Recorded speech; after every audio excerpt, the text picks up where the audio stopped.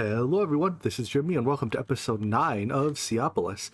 Last time around we built this farm here. It's just a mini farm, but it's growing us plenty of infernium. It's actually not quite plenty, it's not the fastest farm in the world.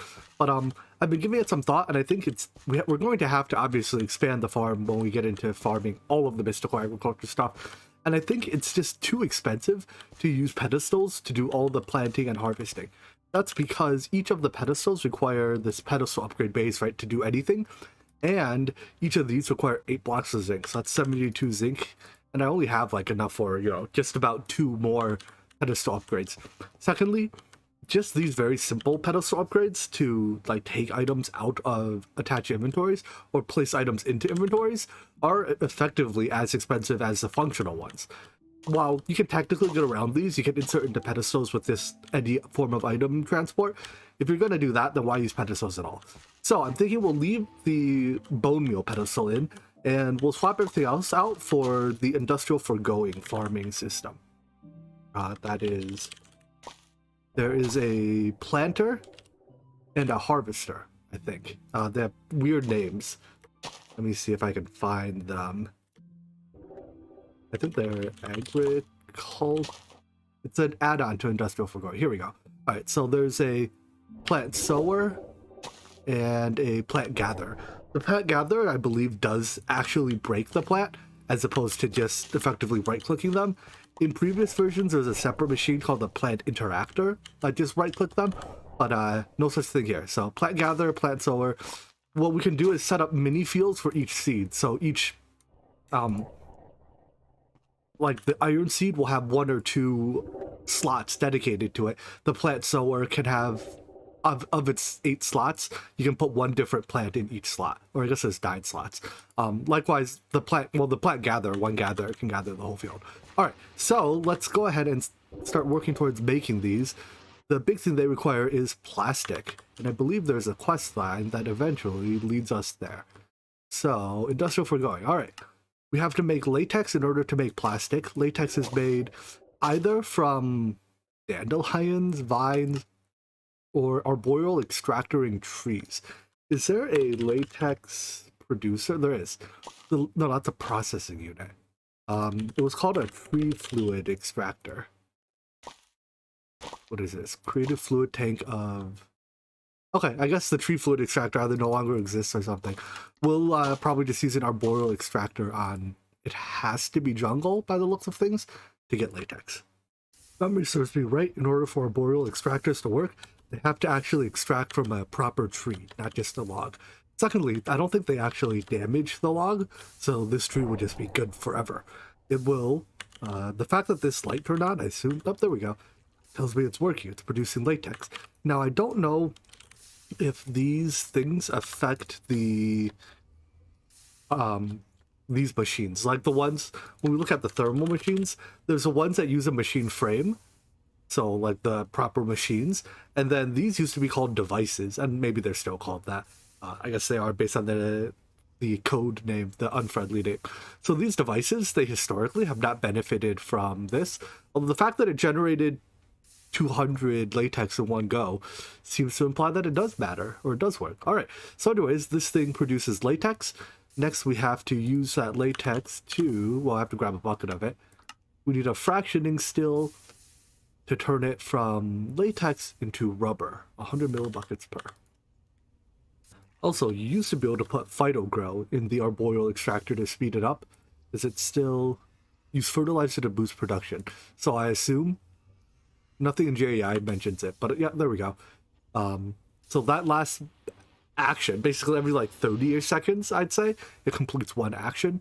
That last action produced 200. With phytogrow, let's see how much we get. Come on, any second now.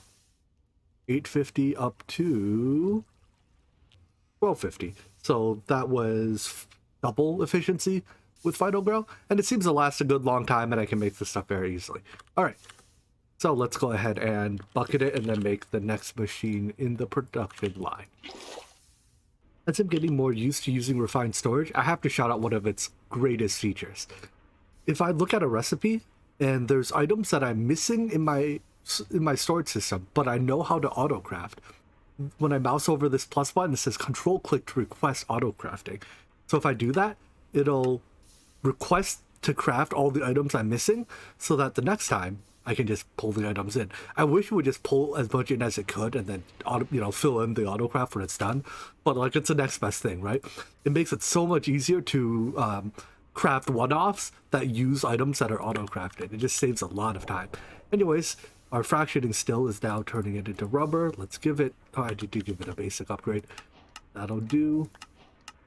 Give me my pennies here. All right, next is a pyrolyzer that processes rubber into cured and dry rubber. And I think both of these are used together to make plastic. Finally, we dump the outputs into a couple of drawers, and there we have it. Fully automated, zero maintenance, as far as I can tell, system. I mean, optionally, we can give it final grow to speed it up, but besides that, it doesn't even use much energy. 30 plus 120, so 150 R a tick. Our boreal extractor doesn't use energy. And this produces these things for us, which we can then combine. I saw those another use for them. Is it more efficient? No. That's just a way to make seeds for them. All right, so this is the only way to make plastic, right? Is to combine these two forms of rubber by hand. I'm gonna go ahead and get a storage bus onto this somehow. Why are there items floating on the ground here? Is that full? Well, that is full. Oh well, I guess full is fine. From here, we can go into the first of Industrial Foregoing's machine frames, the pity frame. There's a whole bunch of tiers of machine frames in Industrial Foregoing, or maybe there's only two. But there's a pity tier, there's a simple tier, no, there's more than that. Okay, so pity upgrades to simple, simple upgrades to advanced. So there's 3 tiers. Is there a higher than one more? And then a supreme, 4 tiers. And each tier requires the previous one. So we're nearing the point where if I wanted a supreme tier, right, that takes one supreme tier, takes one advanced tier, takes a simple tier, takes a pity tier, and a steel casing. We're pretty far in the crafting rabbit hole to the point where it's probably doable, but difficult to do without auto crafting. Anyways, a pity tier requires a thermal machine frame, so does a steel casing. So like, yeah, we're heavily nested. But thankfully, we're also at the point where I can start setting up auto processing on demand. So far, I've only been using this one crafter to do a little bit of on-demand auto crafting.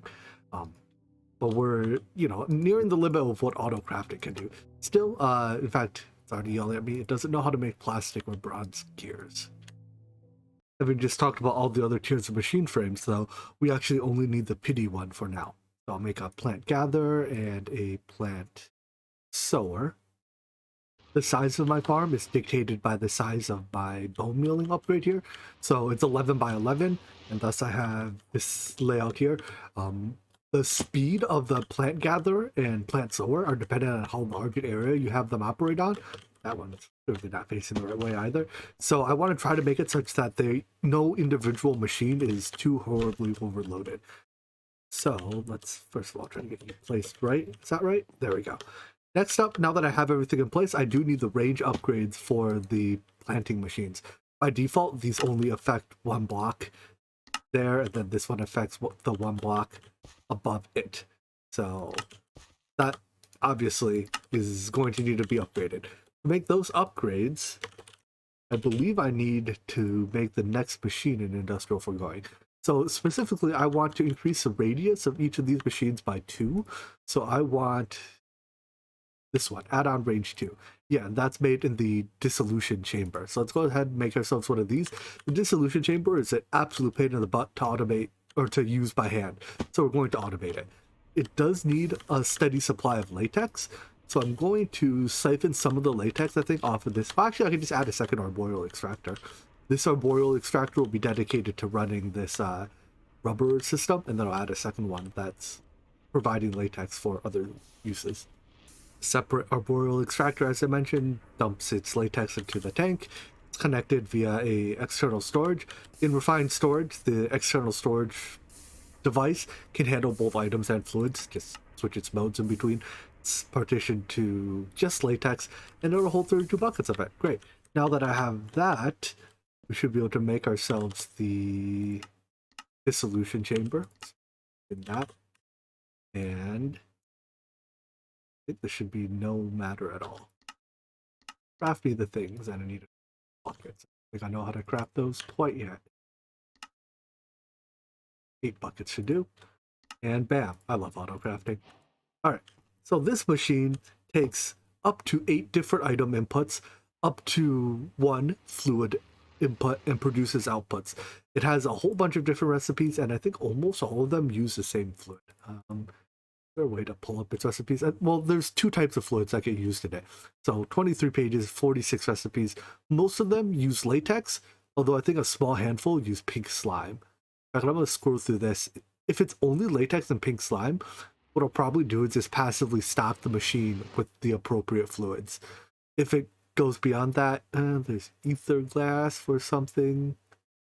Basically, refined storage can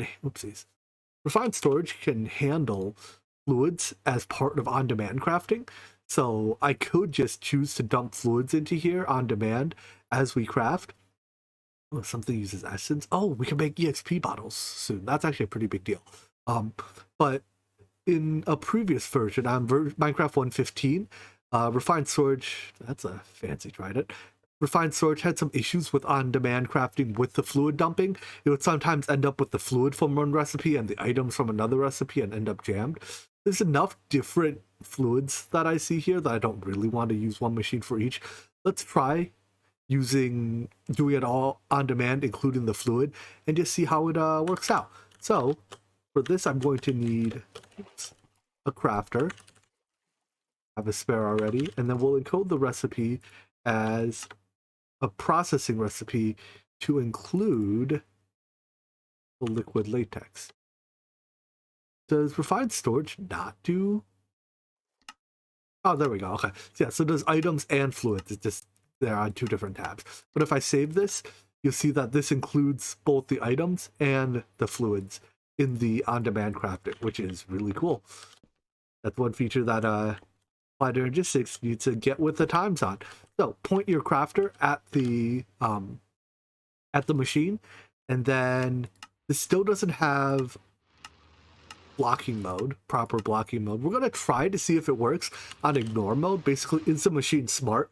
If it's in the process of crafting, will it allow additional inputs? We'll find out.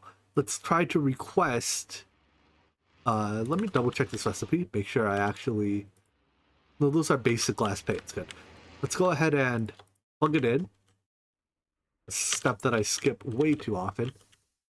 And then try to request some of those range add-ons and see if it just works. I hope it just works. Please just work. Well, one part definitely won't just work. We have to put the product back into the thing. But first of all, let's just request. I need 8 of these total.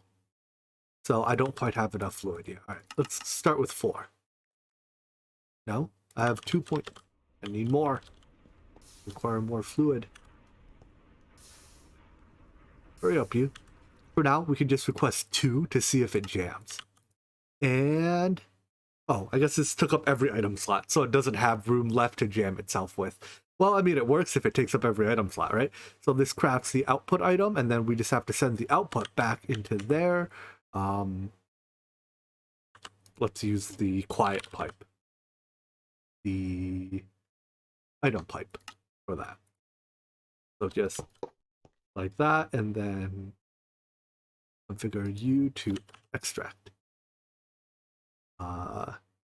This slot, extractable out the front, yes. What's happening here? It's made by 2. Why is it partially crafting? It's also not extracting my item. Is it just a UI? No? The items are actually there. Oh, I might have accidentally. Oh wait, this machine can push? That's new. Then I don't need pipes at all. We can just push the final product back. Fancy. I didn't know this machine could push. All right. So anyways, the input slots, I want them to all input the left. Fluid input, or okay, so all input the left. Fluid input the left. Output the right. Push. And fluid output, there is no fluid output for any of these recipes we're doing for now. All right, so you should be pushing the output back to there, but you do not appear to actually be doing so. Why is that? I think the refined sword crafter is just not accepting input on its output side, so we'll output to a buffer chest, and then I guess somehow pipe it back into there. Oh, the crafters actually don't accept input at all, do they? These are I've been using so much binary logistics, I kind of forget how refined sword works. A crafter is not an interface. It is not a input device. If I want to input, I need a import interface, importer. So the importer will take the items when it's done and mark the craft as complete, hopefully. Let's try that again. So let's request, put our current ones away.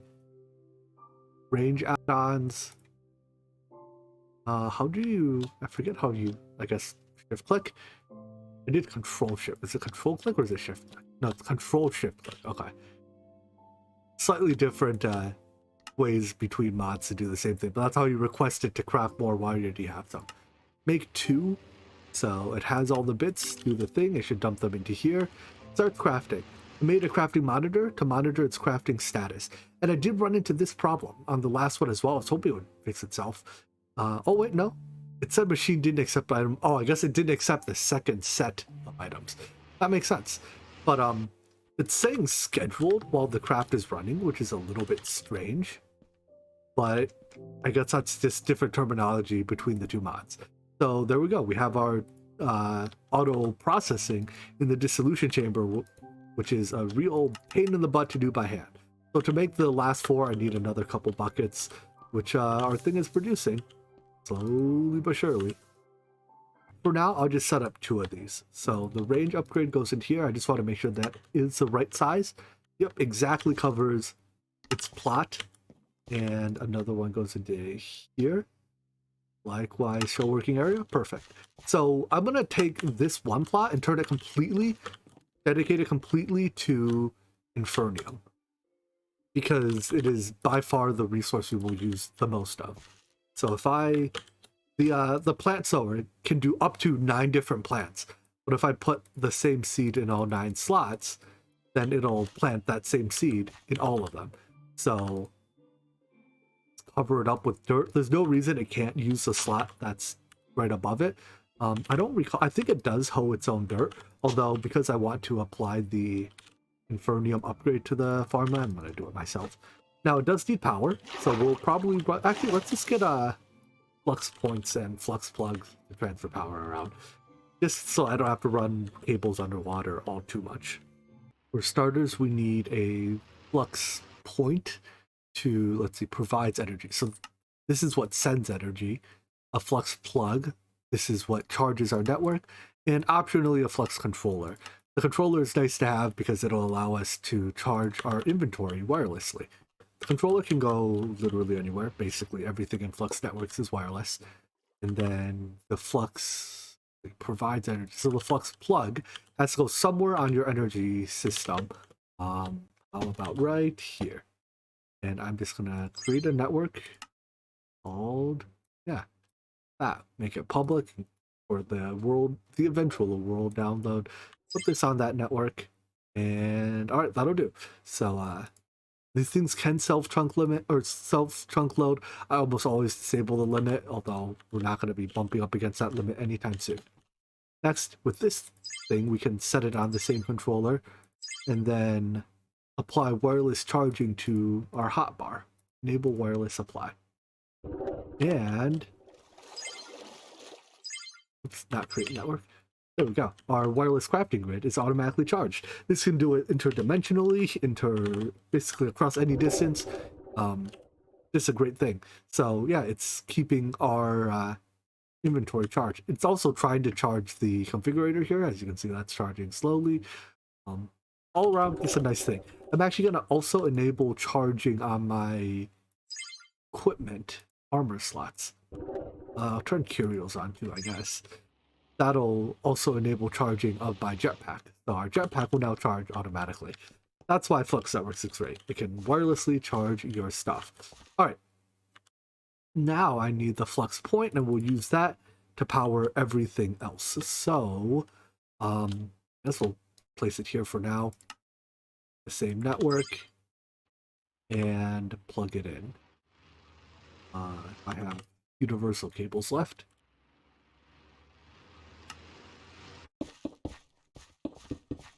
So that should power these. No, maybe? Flux point, output. Why are you not outputting? Is it because where... It might be all the energy going to the flux networks is going into my jetpack. Let's wait for my jetpack to be charged. There we go. Once my inventory was charged, it started sending energy to these machines. So the planter down there is planting all the infernium, and then once these grow, the gatherer here should pluck it right up. Just to temporarily speed it up for testing purposes, let's get some bone meal, dump it into the pedestal, and watch things work. So this should now start gathering. Cool. Now, as you can see, when it gathers, it picks up the seed. So I have to take the seed, probably will take all items out of the gather, pipe it into the drawer system here, and then pipe the seeds back into their respective planters underneath. I'm using the top side of the farm to send items into the drawers, and the bottom side to send items back into the planters. So into the sorter here, we just add a new filter for fernium seeds, and these go into the blue channel. So the way I have it set up is that this planter here is blue. As you can see, it's labeled. This one is green, and then the other two have some color that I've already forgotten, but I put signs on there to remind me later. So blue goes into there. Yes, that's it. That should cause, yep, we can already see now this has already been replanted. All the seeds that end up into here will, sign there, will get set back into the planter. And then the planters, I believe by default, will always leave room for everything that they're configured to plant. So like this item slot is buffered here, this slot is buffered here, so on and so forth. I think that's true. Yeah. So it won't ever jam itself up, is the point. Now this quadrant then will always be growing whatever infernium seeds. But now I'm ready to start growing other seeds, I think. So one of the first things I want to do, or one of the first seeds I want, is the bone seed, because bone meal, or I guess it's probably the skeleton seed, because bone meal speeds this process up so immensely much that I desperately want it. So where is magical seeds? All right. Our bones are tier 2, which means we have to get to prudentium, which means we have to make our infusion altar first. Let's just craft this. This is a pretty simple recipe. And we need 8 pedestals, which also have a very simple recipe. You use the infusion altar. I think you just have to place it down and it tells you where to put the pedestals. Nice. So put the items on the ghosts. Even I can figure that one out. I don't think that's interfering with my other system there. I hope not. And then you activate it with a redstone signal, so a lever or a button. I guess a button is probably the optimal choice here. And then you just put your items onto the pedestals to use it. So I want to start by making the infernium infusion crystal. That's I wonder if I can automate this reasonably easily with refined storage. If I had access to actually Addition's lasers, I'd say this would be very easy to automate. Why don't we just start by semi-automating it, by just having it dump all the input ingredients into chest. That way we can then take the ingredients out of the chest, do the crafting, and put the result back. Making the basic infusion crystal in addition to this setup requires a little bit of prismarine, and I believe the easiest way to get prismarine is to raid the crystals, is to raid the ocean monuments that spawn, grab the prismarine, hammer it, or we could get prismarine shards from, same thing. So yeah, I think I've seen one right over here somewhere, if memory serves me right. There it is. So hopefully we can snag just a little bit of the prismarine from it before we get mining fatigue. I know there is another one of the dragon scale type effects that we can get that can make us immune to mining fatigue, but hopefully we don't need to buy it yet. It's very expensive. All right, no mining fatigue, please. Thank you. Good enough. Now you can mining fatigue me. I don't care anymore. No, you didn't even get me. Let's go back for a little bit more. Be greedy. I guess I could also like raid the lights. The lights are what actually. Oh no, I did get mining fatigue. Wait. Oh, is that only when I'm at the very ocean bottom? Yeah. It was like a 1-second effect for being, I guess, on the ocean floor. Alright, this will do.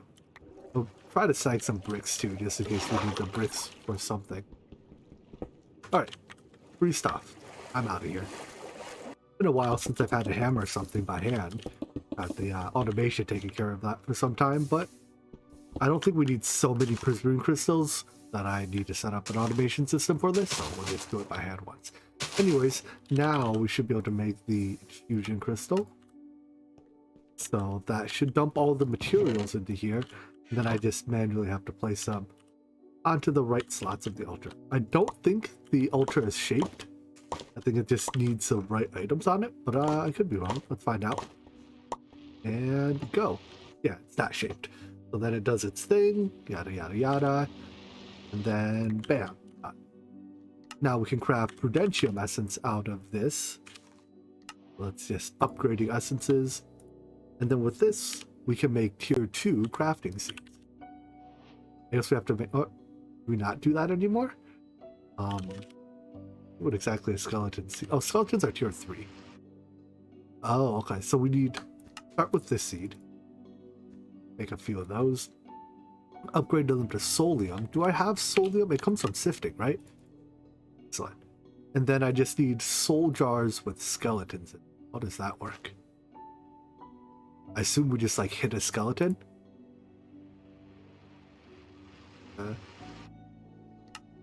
Sure. I think I have plenty of soulstone. This comes from one of our cobble generator modes. I think I'll have to say which one. One of those generates it, and then we just have to smelt it a few times. My guess is that these soul jars work kinda, sorta like... I was gonna say soul vials from Ender.io, but maybe not. Let's go find a skeleton first. Well, they should work on slimes, right? No, they don't work by right-clicking. They don't work by left-clicking. How do I fill a soul jar? Mystical agriculture, help me. There's no uses for it. Does mystical agriculture have a book nowadays? I see no book-like item. It looks like it's filled by killing the appropriate mobs, so in this case skeletons, with a solium dagger in my inventory. So the one place I know skeletons reliably spawn is here at the Nether Fortress. Of course, it's more than just skeletons here, but we'll have to make do, I guess. Oh boy, there's a lot of stuff here. And those... this is not working so well. Because the skeletons walk off the cliff, and the wither skeletons, they just kind of die. Or they just kind of kill me. I can ignore the fire, at least. But everything hurts. And then they fall off the cliff like that. Dang it! Alright, plan B. Find a ghast. Get its DNA sample. That should have done it, yep. Optionally kill it off so it's not shooting you. Maybe get a ghast here in the process. Maybe not, and then we'll just run the ghast through our DNA sample mob farm for a little while. What do I need ghast for, you might ask? Well, if we can make the mob imprisonment tools, we can transport mobs around, and then with this, wonder, can we even make the mob duplicator? No, that needs an advanced frame. And, yeah, I mean, we can maybe scrouch together an advanced frame. I was gonna say we could just transport the mobs to wherever and then kill them in peace, which is probably easier than trying to make the mob duplicator. Anyways, I do have a idea. Because this thing is basically a botany pot, I was hoping we could bone meal it, but no such luck. Let's give the mob duplicator a shot. So I'm missing some electrum plates and oh, we need pink slime, never mind. I didn't notice the fluid in there. Alright, not happening.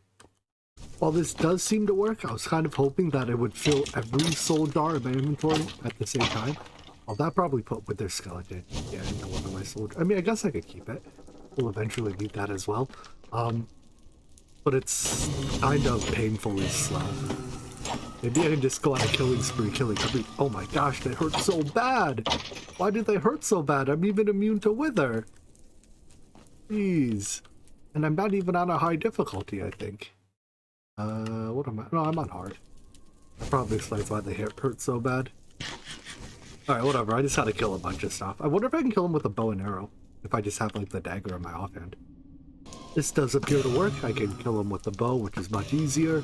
I even enchanted myself a nice powerful infinity bow. So I should probably put a breaking on it or something, but a good bow.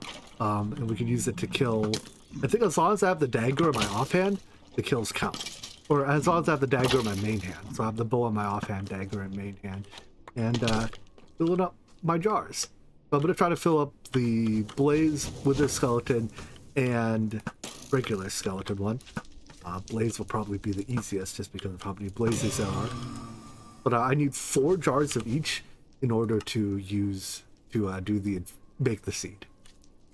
Took a whole lot of bow durability, most of it even, but I eventually have 4 jars of each of the mobs around here. So let's go and head back and turn them into seeds.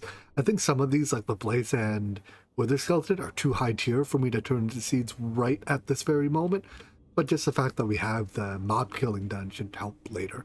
The mob killing really, I think, is the hardest part of making these seeds. They also broke my boots, so I think the piglin hate me because I'm not wearing gold anymore. But see you later, piglin. And skeleton seeds are tier 3. I needed to make the prudentium infusion crystal.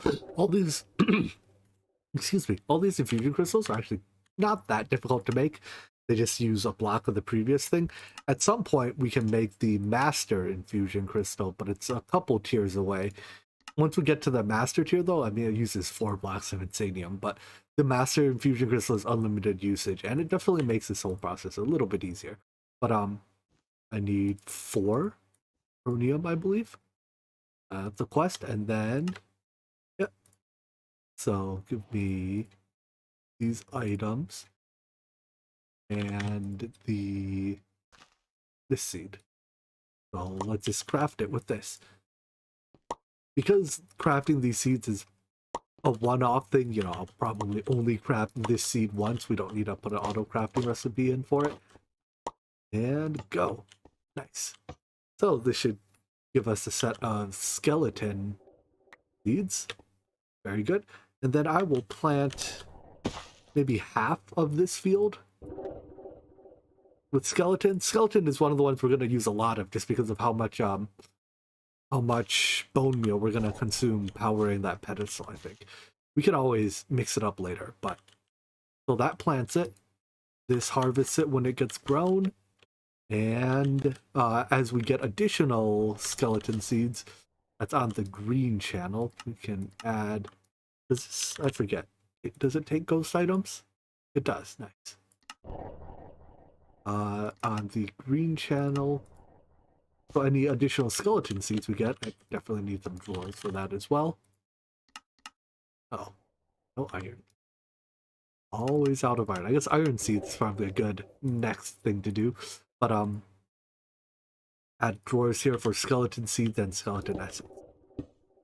I've been manually harvesting the bone seed for a little bit here because it's a bit faster to duplicate the seed manually harvesting than letting the harvester do it, because when you manually harvest you don't have to actually break the seed, right? So you can skip the whole replanting step. But anyways, I'm just manually stocking the pedestal with bone meal for now, harvesting these, and I probably have enough bone seed that I can move on to the automation step. But I think I'm going to, let's see, so 5 plots. I'm going to get like maybe 4 or 5 more of the bone seeds, and then we can move on. That's enough seeds, I think. Let's let the automation take over. So we'll set the gatherer to auto run, and it'll harvest the plants, send the seeds to the drawer where they get sent back to the planter, yada yada yada. Same thing we're doing here, except now with this other seed. So let me just make sure I put the upgrades in them, and yep, it's working. Cool. Now we have to automatically take this bone essence, turn it into bone meal. So there's 2 steps here, I think. First is to take the essence and craft it into bones. It can do a couple other things, but we may as well just turn it all into bone for now, because I don't think I need the other stuff. So let's, we need an auto crafter of some sort for this. There's a mechanism one, a bit cheaper. I'll think about using the RF Tools one. We'll see. Once we have bones, the process of turning bones into bone meal, we can smelt it into 3, craft it into 3, or I think for slightly higher yield, pulverizer it into 4, but given that the pulverizer only gives 1 extra, it's relatively speaking slow. Wow, we need a bone singularity eventually. I hope singularities aren't used too extensively in this pack. No, it doesn't look like they are. Okay, good. Don't miss you, singularities. But anyways, as I was saying, yeah, because we only get 1 extra by pulverizing, unless we use like a grinding ball, but even then, flint's not that good at grinding ball, right? So it goes from 4 to 5. Let's just craft it twice. So in light of that, let's use the RF Tools crafter.